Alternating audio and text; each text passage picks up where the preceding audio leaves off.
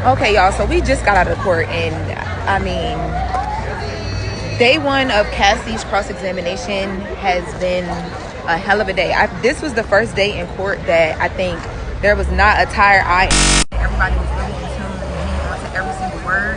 There is a ton of stuff that was debunked today. Like, I'm gonna be honest with y'all, I still feel how I feel and what I said as far as like, I don't think that, unfortunately, I don't think that Puff is gonna walk away scot-free. I don't think that. But the prosecutors from the beginning have been saying that their case is based on Cassie, victim 1, and victim Jane. I've heard that victim Jane should be taking a stand tomorrow after Cassie finishes, so we'll see what happens with that. But baby, if the prosecution is trying to lock Diddy up for the rest of his life based off of Cassie and her testimony, it's not going to happen. It is not going to happen. Man, they debunked so much. They debunked, yesterday Cassie said to us that basically that there was just no regard for like her health. Like she talked about, you know, having these UTIs and sores in her mouth, and just basically just being used almost as like a sex slave, like put through the ringer, no one cared. And you know, that's what she alleged. Today, they cleared up a lot of that through text messages and through conversations that Cassie couldn't push back on, because the way that it came out today was not only were Cassie and Diddy both on drugs. We found out today that Diddy overdosed around the same time that Houston passed away in February. I believe that was 20, but don't quote me on that. But it got to a point where like Puff was more functioning than she was. She was the person that was, you know, heavily abusing drugs, and it got to a point where he was actually trying to almost like save her from herself, and that caused a lot of friction in their relationship. And oh my God, like all of the time that we've been having these conversations about the CNN video, and you know, I told you guys that yesterday the prosecution taking so much time to humanize and make you empathize with Cassie about her, you know, domestic violence that she went through. I understand that Diddy is not on trial for domestic violence, but yesterday I understood it. I understood why the prosecution included it, and today I understand why the defense didn't run away from speaking about it from the very beginning and the inclusion of it, right? So in the very beginning of this whole thing, I told y'all that the prosecution opened up their opening statements making Diddy a monster, like a complete monster. He drags, you know, y'all seen him drag this woman. He had this escort pee in her mouth, and you know what I mean, choke. Oh wait, I got this. Baby, my freaking camera cut off because I had to go get that interview, y'all. But here's a summation of today, to continue. They debunked a ton. I have a whole notebook full of things. Today I'm actually going to be able to sit down and do that full video. Y'all know I do a video right after I leave court, and then once I get home and I'm able to like decompress my notes, I got y'all. But to get to the point of what I'm trying to just give y'all really briefly, today they were able to debunk a lot. So number one, we heard about Cassie dating Michael B. Jordan, which people were like, well, Cassie's not on trial, Diddy is. Why is that relevant? Why is the Kid Cudi information relevant? So with Michael B. Jordan, it was relevant because what they're trying to do, what the defense is trying to do right now, is they are trying to paint a very clear picture of, yes, because listen, they owned it and they accepted it in the beginning. Yes, we know our client messed up a lot, a whole lot, and it's on video and we can't get around it, and there's photos of her abuse.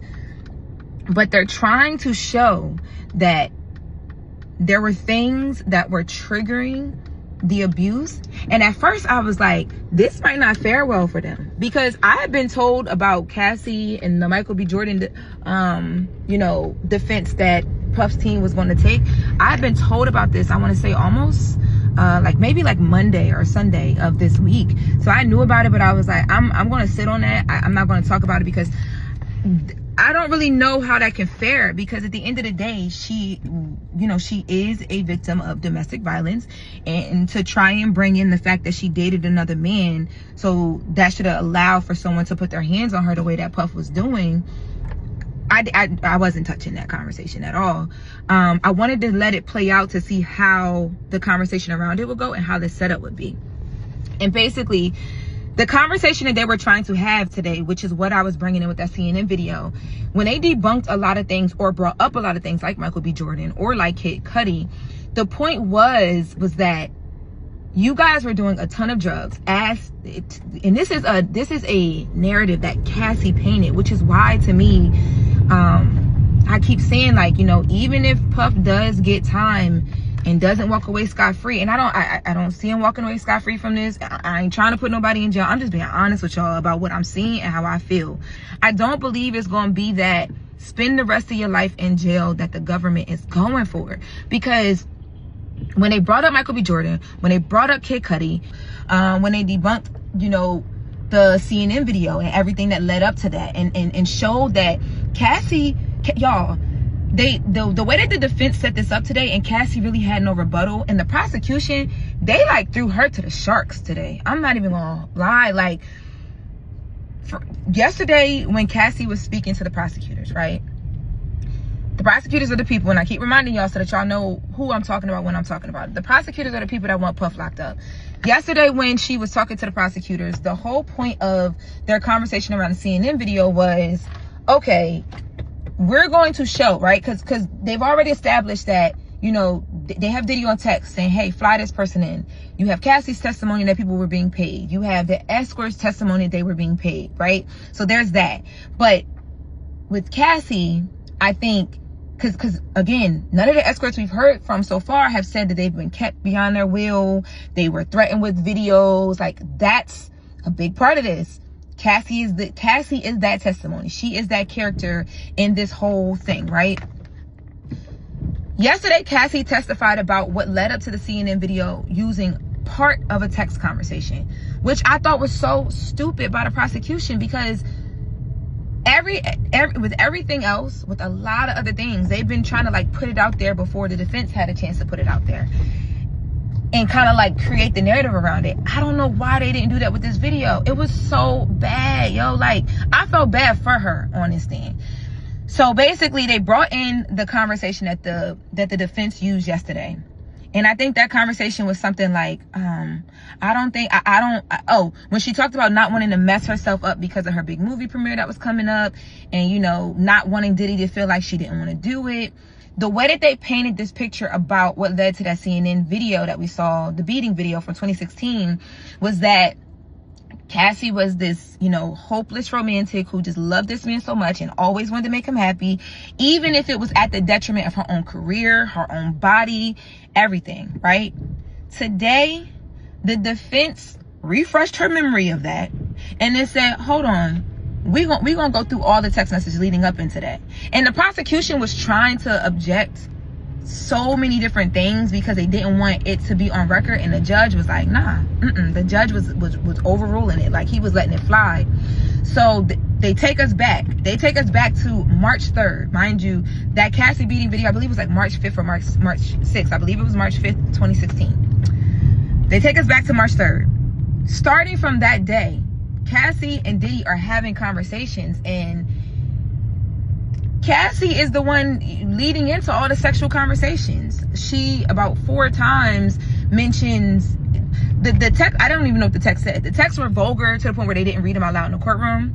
And they've been doing that a lot with any like sexually explicit things, just to, you know, just to save the you know, the victims, just the alleged victims, I guess, you know, like some dignity. Like, but she had sent a couple of those text messages, right?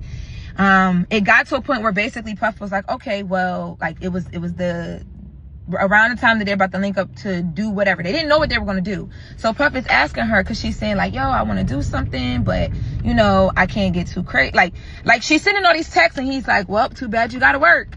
He's prioritizing work for her. He's like, too bad you got to work. And then she keeps going. So finally he's like, all right, well, what you going to do tonight? Like, whatever. And she's just like, oh, I want to be with my baby. So then they start having a conversation, because now, you know what I mean? Now the conversation is initiated about the freak offs or whatever. But again, Cassie led into that. And the defense made it clear. They went back and they wanted to clarify who led into the conversation about that freak off day with the CNN video. And I'm going to tell y'all why I keep bringing up this video. There's a lot more, but this one I thought was a big bombshell. And they didn't even finish this one, because not only did Cassie initiate the conversation, but Cassie made it seem like, you know, during these freak offs, her body was violated. You know, she made it seem like Diddy had no regard for her health. She talked about having sores in her mouth, and basically all he said was, oh, you need to go to the doctor.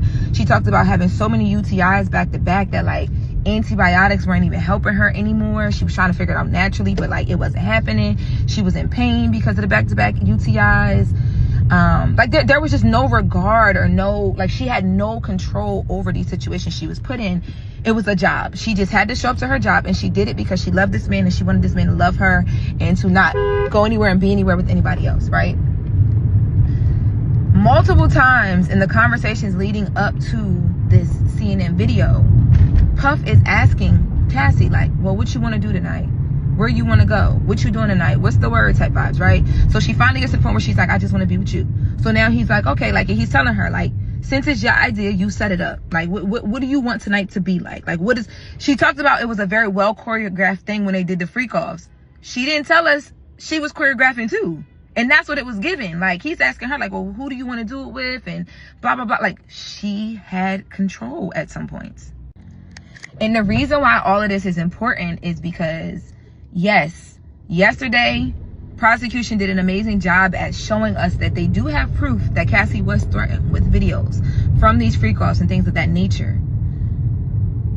But today, even when talking about the CNN video, and when I'm talking to you guys about the control, some of the control that she did have, right? There was one point where she's preparing to go and meet him to figure this out, and or to figure another freak off out, and she's like, dang, I forgot the tablet. And he's like, oh shoot. Like, she was okay with the tablets being there and things being recorded, and like, today just painted such a different narrative around that whole evening, right?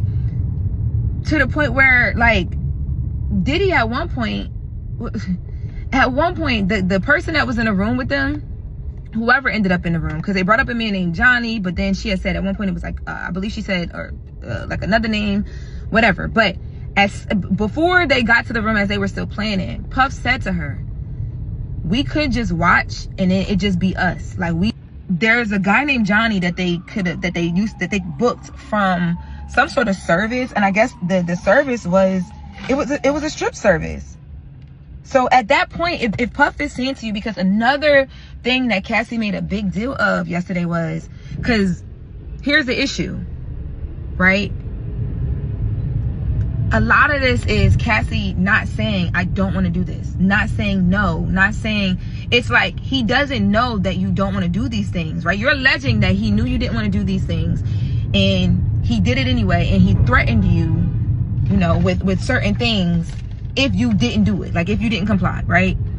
But now you're here and you're not pushing back on either. You're not pushing back on none of these conversations. We're having conversations about him literally saying to you, she said, oh, he never wanted to spend time just us. So I did the freak offs because that was the only time that we could spend together. And even in the freak offs, he never wanted it to just be us.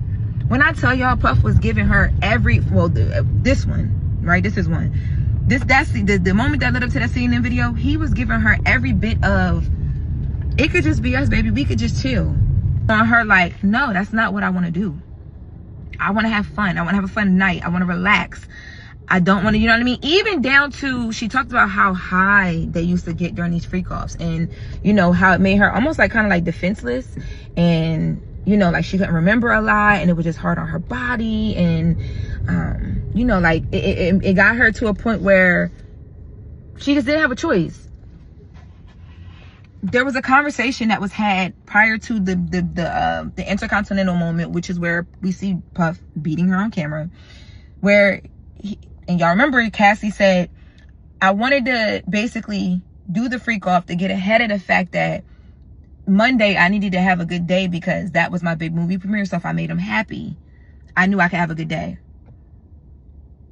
Not only did they talk about today the fact that Puff went to a brunch with her to celebrate the movie premiere, but, you know, he kept telling her he was proud of her all weekend. He was telling her to relax. He was telling her, like, yo, look, if you're gonna do this freak off, let's do it early so you can get your rest. You got, you know what I mean, a big day coming up.